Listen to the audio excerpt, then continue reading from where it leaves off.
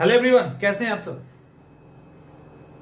Current affairs आज की जो टॉपिक है वो स्टूडेंट्स के बीच में एक यूनिवर्सल समस्या है।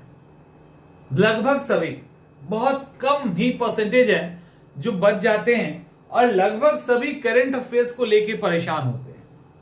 ये अलग बात है कि करंट अफेयर्स से परेशानी कम होती है और लगता ज्यादा है, और बाद में अगर इन केस एग्जामिनेशन में गड़बड़ी हो जाती है तो मैक्सिमम स्टूडेंट्स करंट अफेयर्स पे दोष देके खुद को बचा लेते हैं। समस्या जेन्युइन भी है और कुछ समझ नहीं आने के कारण भी है। हम लोग यहाँ पे डिटेल डिस्कशन करने वाले हैं करंट अफेयर्स कैसे समस्या है और क्या उसका सॉल्यूशन है, समस्या और समाधान क्या है। देखिए, जब भी नए स्टूडेंट्स हो या पुराने स्टूडेंट्स हो, हर साल करंट अफेयर्स पढ़ना ही पढ़ना है। एक आध दो सवाल छूट जाना भी ठीक है, उतना चलता है। करंट अफेयर्स आपको पढ़ना ही पड़ेगा और हर बार नया पढ़ना पड़ेगा, और उतना ही परेशानी होती है जितनी आपने पहली बार की है। परेशान जितने आप जब भी आप पढ़ोगे परेशान होगी। सवाल है कि फिर हम इससे बचे कैसे, और दूसरा कि पहले परेशानी क्या है।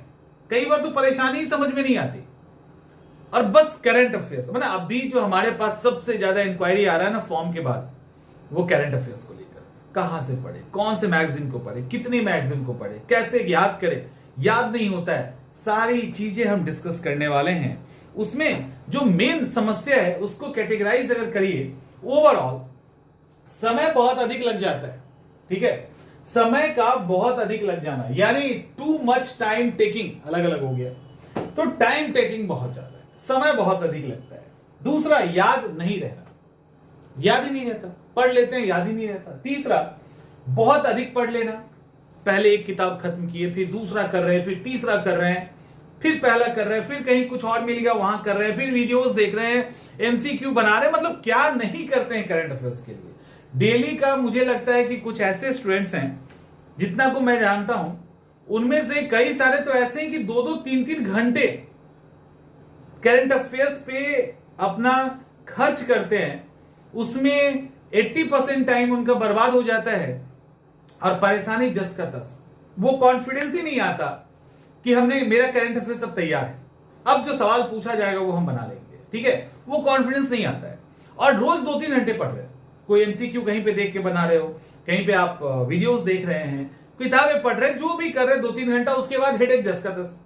तो 2-3 घंटा लगा के अगर हेडेक वहीं का वहीं है तो क्या फायदा। कहीं ना कहीं स्ट्रेटेजिकल चूक है, कहीं ना कहीं कुछ गड़बड़ी हो रही है। और इसको 30 मिनट के प्रैक्टिस पे अगर हम खत्म कर दें, ये आपका जो हेडेक है वो मात्र 30 मिनट के प्रैक्टिस पे खत्म हो जाए, फिर कैसा लगेगा? अच्छा लगेगा ऑब्वियसली। अब सबसे पहला कि समय बहुत अधिक लग जाता है ना, टाइम बहुत ज्यादा जाता है। मतलब हम लगातार पढ़ते हैं, पढ़ते ही रहते हैं, और पढ़ने के बाद याद नहीं रहता और बहुत अधिक पढ़ लेते हैं। तो समय क्यों बहुत अधिक जाता है पता है? समय बहुत अधिक इसलिए जाता है, देखो कैसे इंटरलिंक है आपकी प्रॉब्लम। समस्या क्या है? समय बहुत अधिक इसलिए जाता है कि हम बहुत अधिक पढ़ लेते हैं, जरूरत से ज्यादा करंट अफेयर्स पढ़ते हैं, और जरूरत से ज्यादा करंट अफेयर्स पढ़ते हैं कम समय के लिए। तो जब कम समय के लिए जरूरत से ज्यादा करंट अफेयर्स पढ़ेंगे तो याद तो रहना नहीं है।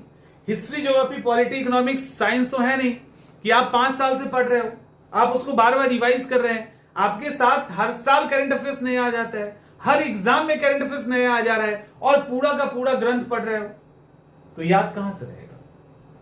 समस्या सोचिए कि क्या सवाल उठता है याद रखने का किसी को भी? 3-3 मोटी मोटी, 4-4 मोटी मोटी किताबें आपको थमा दिया जाए, मैगजीन थमा दिया जाए, ईयरली, मंथली, फलाना ढिमाका, कैसे याद रहेगा? किसी को याद नहीं रहना है। तो दिक्कत यह है कि समय बहुत अधिक इसलिए लग रहा है कि आप बहुत अधिक पढ़ते हो, और बहुत अधिक पढ़ते इसलिए आपको याद नहीं रहता। प्रॉब्लम इंटरलिंक हो गया, प्रॉब्लम कनेक्ट हो रहा है। अब समय को कैसे बचाएं?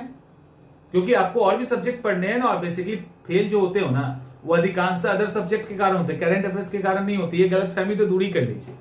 तो समय बहुत अधिक लगता है, उसके लिए आपको कम पढ़ना पड़ेगा। कम पढ़ोगे तो रिवीजन ज्यादा होगा, और रिवीजन ज्यादा होगा तो याद रहेगा। अब देखिए,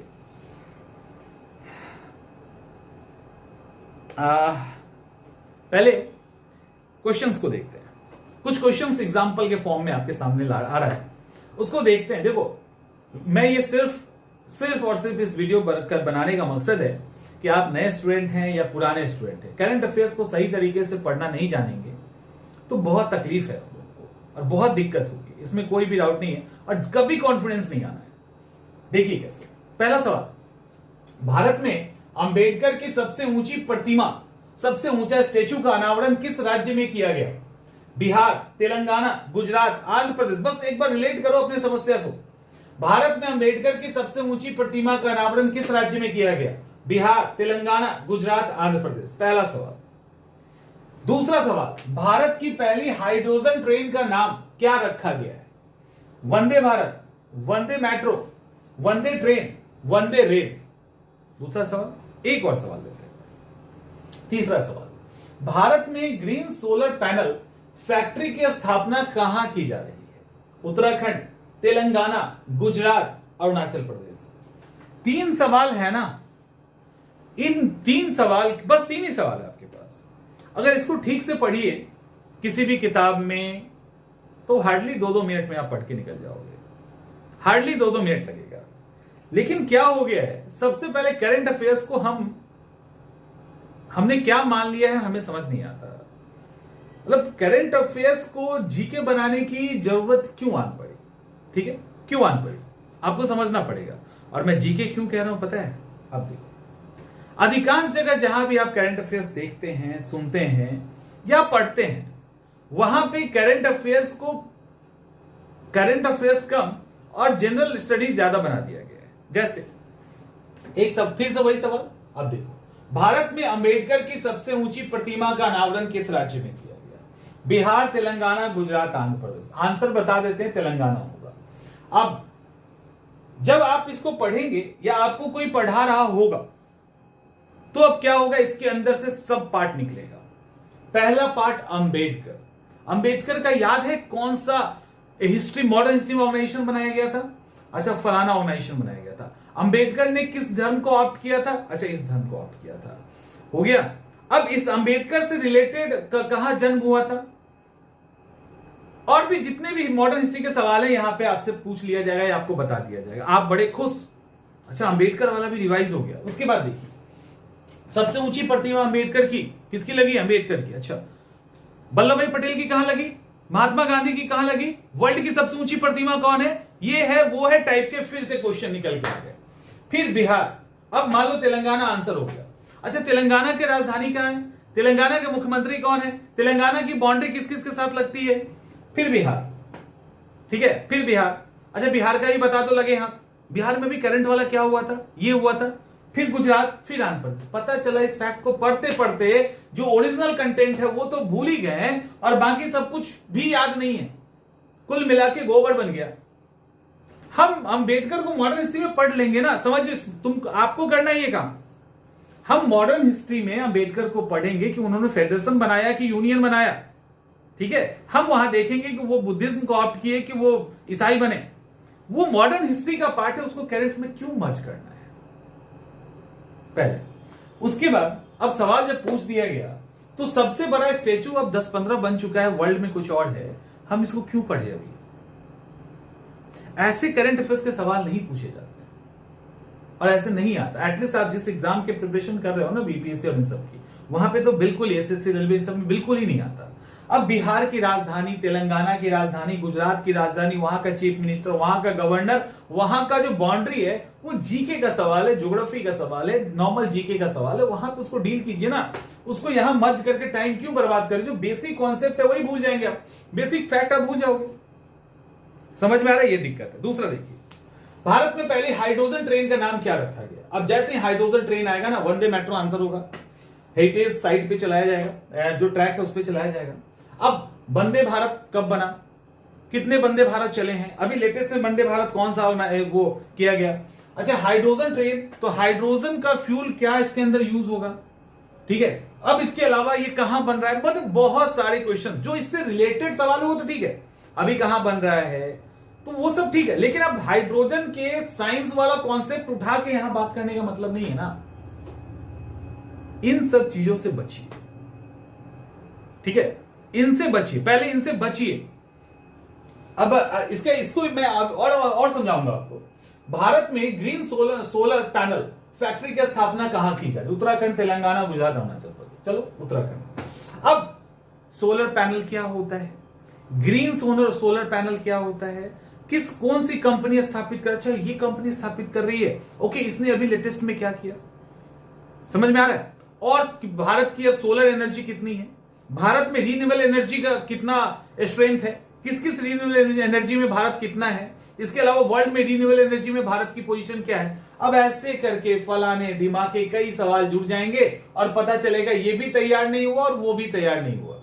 क्योंकि ऐसे अगर आप इंटरलिंक करने लगोगे ना चीजों को, बहुत ज्यादा, थोड़ा तो करना ही है, बहुत ज्यादा मैंने करते हुए देखा है, तो उसके कारण आपका समय बर्बाद होगा, जो मेन सब्जेक्ट है उससे आप भटक जाएंगे, आपकी स्पीड रुक जाएगी। क्योंकि जब इंटरलिंक करने जाएंगे ना, इंटरलिंक करने लगेंगे तो हालत खराब हो जाएगी आपकी। आप हिस्ट्री पढ़ते पढ़ते करंट से लिंक कर सकते हो, ज्योग्राफी से करने लगोगे, पॉलिटी पढ़ते पढ़ते हिस्ट्री ज्योग्राफी सबके साथ करने लगेंगे, कितना करोगे? तो सब्जेक्ट्स को अलग क्यों किया गया है कि उस सब्जेक्ट पे आप फोकस करके उसको पढ़ के आगे निकलिए ना। आप इसको पढ़ लीजिए, उसको सबको अलग अलग पढ़ लीजिए, आप उसको दिमाग में इंटरलिंक कीजिएगा। अभी इस करंट के दौरान आपको चीजों को इंटरलिंक, अगर हम इंटरलिंक हम करने लगे, आप सोचिए हम उत्तराखंड को उठा लिए यहां पे, अब देखो इंटरलिंक कैसे होगा। उत्तराखंड में कौन कौन सा माउंटेन पीक है, उत्तराखंड की राजधानी तो चली, उत्तराखंड की बाउंड्री कौन कौन सी है, कौन कौन सी नदियां उत्तराखंड में बहती है, उत्तराखंड में टूरिज्म स्पॉट कौन कौन सा है, ठीक है, उत्तराखंड की मेन ट्राइब कौन कौन सी है। अब सब यहीं करे बैठ के ज्योग्राफी क्यों पढ़ेंगे, बिहार के स्टेट का ज्योग्राफी क्यों पढ़ना है, पढ़ने की जरूरत नहीं है, वहां हम ट्राइब्स क्यों पढ़े, यहीं पे पढ़ लेंगे करंट अफेयर्स में। तो करंट अफेयर्स को सेपरेट कीजिए अलग सब्जेक्ट से, और इस तरह से अगर कोई कहीं आप पढ़ रहे हो तो आपका समय ज्यादा बर्बाद होगा, आपको थोड़े टाइम के लिए सेटिस्फैक्शन मिलेगा, लेकिन ये सेटिस्फैक्शन थोड़े समय के लिए होगा, एग्जाम के परफॉर्मेंस में आपका कोई इन्हांसमेंट नहीं होने वाला है। एक दो सवाल मान लो बहुत ज्यादा बना भी लोगे तो आप 100-200 घंटा एक्स्ट्रा दे के 2 सवाल एक्स्ट्रा करंट अफेयर्स का बना रहे हो, कोई फर्क, वो तो बेकार का डील हो गया।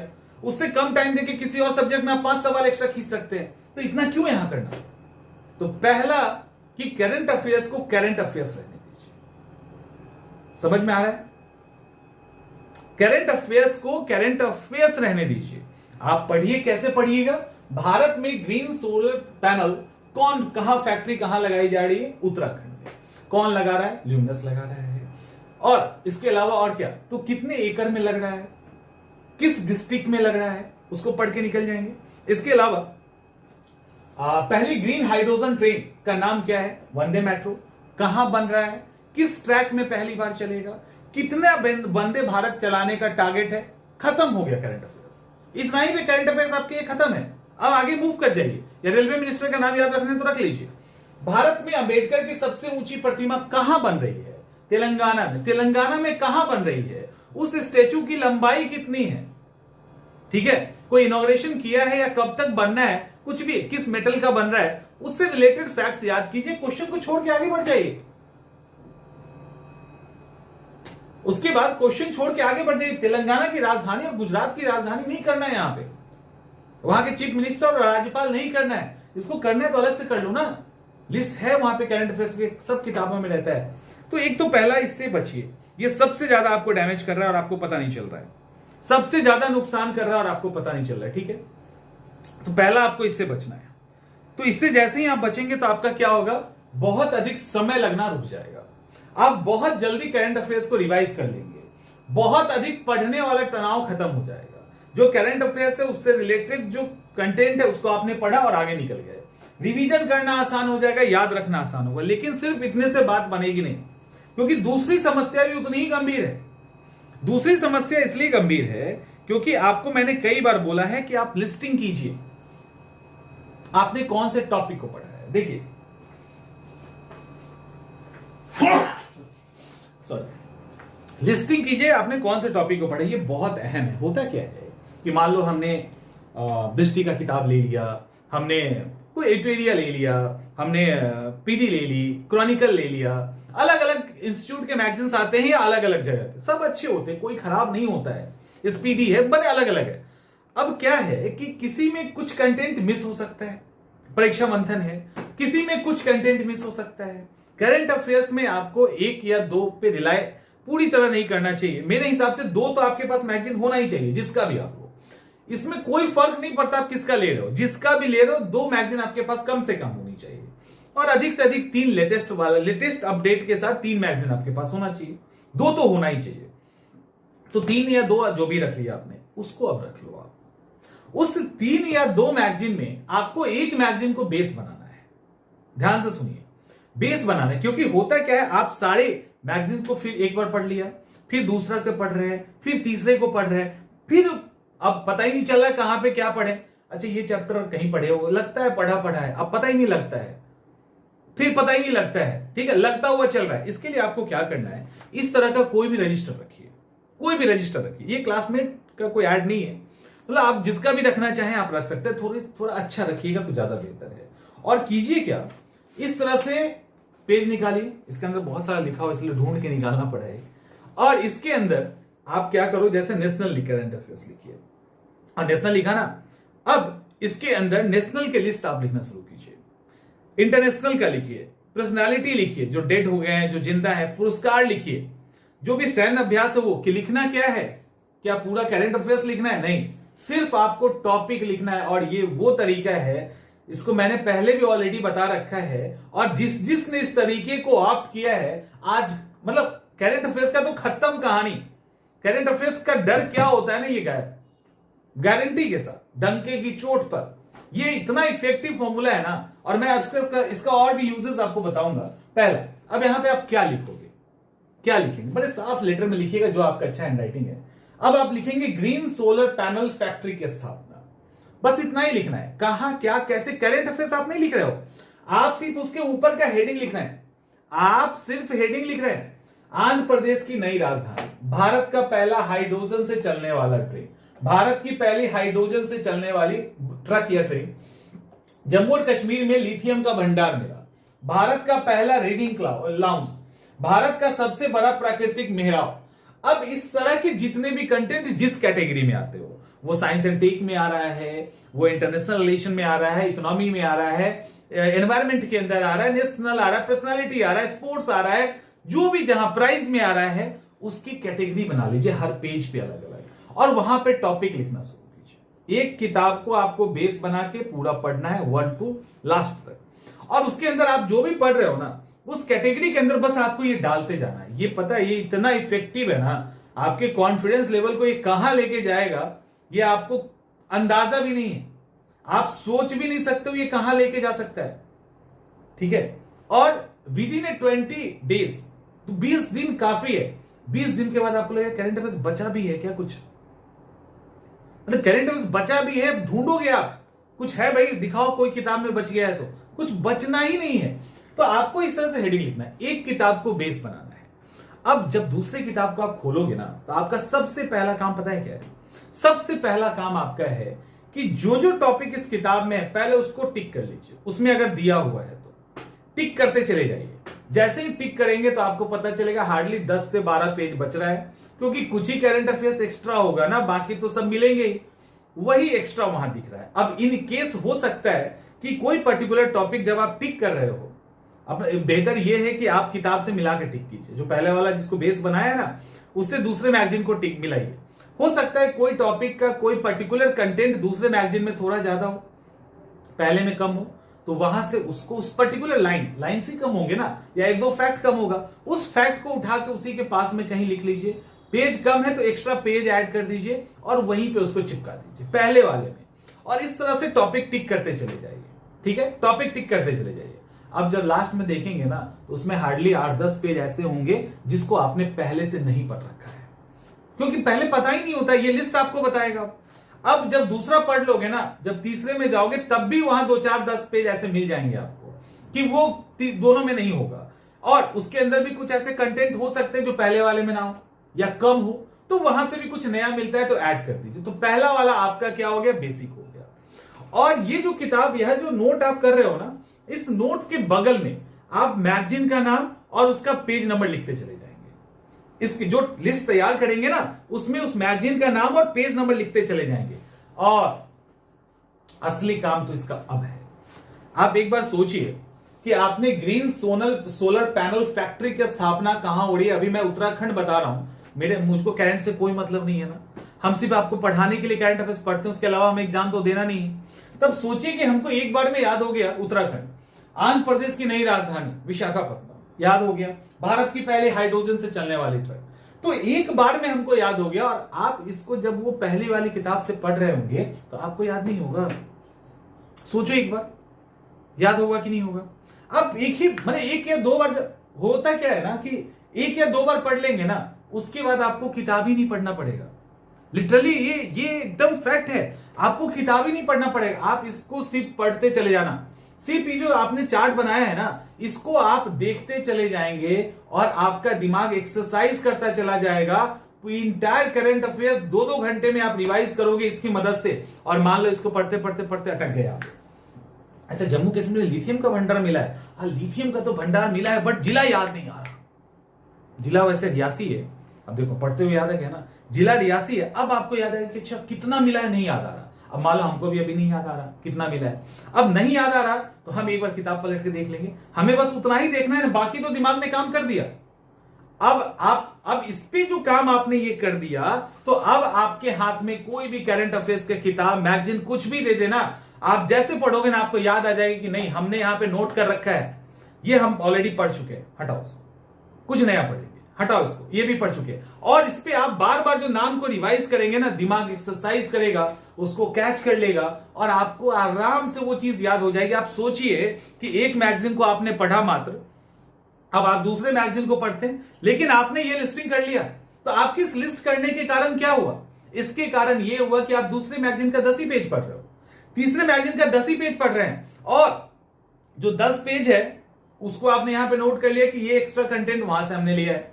अब उससे क्या होगा? एक तो आपका नेशनल इंटरनेशनल करंट अफेयर्स का पूरा लिस्ट आपका तैयार है, टाइम कुछ नहीं लगता, टाइम कुछ नहीं लगता। जितना करंट अफेयर्स में आप टाइम खर्च कर रहे हो ना, उसका 1/10 में आपका सारा करंट अफेयर्स तैयार हो जाएगा। 25% जितना आज आप दे रहे हो उसका 25% आपको देना पड़ेगा टाइम, और 25% में 100% टेंशन फ्री और 100% आप करंट अफेयर्स तैयार करेंगे, सिर्फ ये तरीके से। और आपका जो टाइम है वो सारा बच जाएगा, आपका जो टाइम है ना वो सारा बच जाएगा, ठीक है, सारा बच जाएगा। तो ये जो तरीका मैं आपको बता रहा हूं वो करना है। 2 से 3 मैगजीन आपको फॉलो करनी है, समय बहुत अधिक नहीं लगेगा। जैसे ही आप इसको चैप्टर वाइज लिस्ट कर लोगे अपने टॉपिक को, वो चैप्टर वाइज को बार बार रिवाइज करेंगे तो आपका मेमोरी इतना एक्सरसाइज कर लेगा कि आपको फैक्ट्स वैसे ही याद हो जाएगा। आप जैसे ही फैक्ट्स याद होगा ना, कॉन्फिडेंस ऐसा बिल्डअप होगा कि अच्छा पूछो, करंट अफेयर्स हम बताते हैं, उसका सारे सवाल आपके बनेंगे। और एकदम माइन्यूट लेवल पे जो करंट अफेयर्स है ना वो भी आपको याद होने लगेगा, क्योंकि जो रफ कहने का मतलब जो मोटे मोटे फैक्ट्स है वो तो सबको याद है, और वो उसको याद करने में लोग लंबा टाइम देते हैं, आपका तो तुरंत हो जाएगा। तो करंट अफेयर्स को पहला रूल ये है कि करंट अफेयर्स को करंट अफेयर्स रहने दीजिए, जीके में मत बदलिए, पहला। दूसरा रूल है कि करंट अफेयर्स का आपको पता होना चाहिए कि आपने कौन से करंट अफेयर्स पढ़े हैं, और इसके लिए आपको इस तरह की लिस्टिंग करनी पड़ेगी कॉपी में, जो सबसे आसान है। तीसरा, आप जिस मैगजीन को पढ़ रहे हो उसमें एक मैगजीन को आप बेस बनाएंगे, वो आपका आधार होगा, और बाकी मैगजीन आपके सपोर्टिव मैगजीन के रूप में होगा। जो कंटेंट पहले वाले में नहीं है, सिर्फ वही कंटेंट दूसरे और तीसरे में पढ़ेंगे आप। और एक्स्ट्रा कंटेंट जो भी है, मतलब कोई आपने टॉपिक पहले में पढ़ा, उसमें कुछ पॉइंट्स कम है और एक्स्ट्रा मैगजीन में ज्यादा निकल गया, इसका मतलब ये नहीं कि आप वहां से पढ़ेंगे, आप उसको यहां पे नोट कर लोगे, ठीक है, पहले वाले में। यदि लगता है पहले में बिल्कुल ही कम है तो फिर उसी टॉपिक के आगे उसी पेज का नंबर डाल दीजिएगा, पहले वाले को हटा दीजिएगा, ये भी किया जाएगा। तो ऐसे करके आप सीधे टाइम को, मैंने कहते ना, एकदम क्रश कर दोगे, एकदम छोटा सा एकदम कोर टाइम आपका यूज होगा। और ये लिटरली जिसने भी किया है सबका फीडबैक शानदार है, और सबने करंट अफेयर्स में सबका डर गायब हो गया, सबने बेस्ट किया है करंट अफेयर्स के अंदर। एग्जाम उसके करंट अफेयर्स के कारण किसी का नहीं रुका है, कोई ये नहीं उसके बाद कहता है कि करंट अफेयर्स के कारण हमारा एग्जाम रुका है। ऑलमोस्ट सारे लोग क्वालिफाई कर गए, लेकिन जिन्होंने नहीं भी किया उनको भी करंट अफेयर्स के कारण नहीं, वो बोलना भूल गए कि करंट अफेयर्स के कारण मेरा एग्जाम रुकता है। तो उम्मीद करते हैं कि ये सेशन आपका बहुत काम का होगा, और ये लिटरली काम आने वाला है, ठीक है। तो तो उम्मीद कर, तो कोशिश कीजिए इसको फॉलो करने का, और इसको एक बार फॉलो कर लिए ना तो दिक्कत समाप्त हो जाएगी, सही में दिक्कत समाप्त हो जाएगी। तो मिलते हैं हम लोग अगले वीडियो में, और करंट अफेयर्स को तब तक गायब कर दो।